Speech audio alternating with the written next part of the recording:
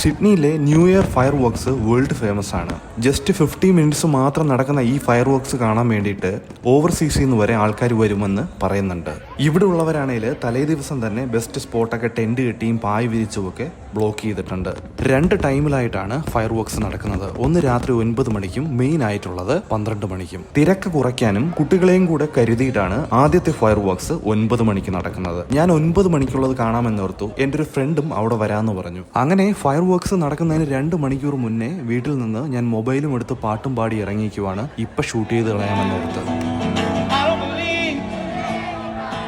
10-12 spot ഉണ്ട്. 2 ഒഴിച്ച് ബാക്കി എല്ലാം ഫില്ലായി ക്ലോസ് ആയിട്ടുണ്ട്. ആകെയുള്ള ഓപ്ഷൻ ഇതാണ്. ഞങ്ങൾ അങ്ങോട്ട് പോയി. അവിടെയും കിട്ടുമോ എന്ന് വലിയ പ്രതീക്ഷയൊന്നുമില്ല. തിരക്കെന്നൊക്കെ പറഞ്ഞാൽ വമ്പൻ തിരക്കാണ്. എന്റെ ഫ്രണ്ട് ഓൾറെഡി നല്ല വൈബിലാണ്. അങ്ങനെ അവസാനം ഞങ്ങൾ ഈ സ്പോട്ടിലാണ് എത്തിപ്പെട്ടത്. ഓപ്പറ ഹൗസ് മാത്രം കാണാം. ഹാർബർ ബ്രിഡ്ജ് കാണാനേ പറ്റുന്നില്ല. ഇത് രണ്ടും ഒരുമിച്ച് കാണുന്ന സ്ഥലമാണ് മെയിൻ സ്പോട്ട്. ഹാർബർ ബ്രിഡ്ജിന്റെ അടിയിലാണ് ഞങ്ങൾ ഈ നിൽക്കുന്നത്. അങ്ങനെ സംഭവം തുടങ്ങി ലൈറ്റും വെടിയും പുകയുമായി ഒരു 10 മിനിറ്റ്.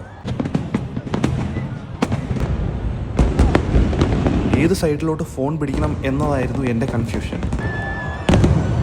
ഇനി നേരത്തെ പറഞ്ഞ മെയിൻ സ്പോട്ടിൽ നിന്ന് ഷൂട്ട് ചെയ്താൽ എങ്ങനെ ഇരിക്കും എന്നുകൂടെ കാണിക്കാം.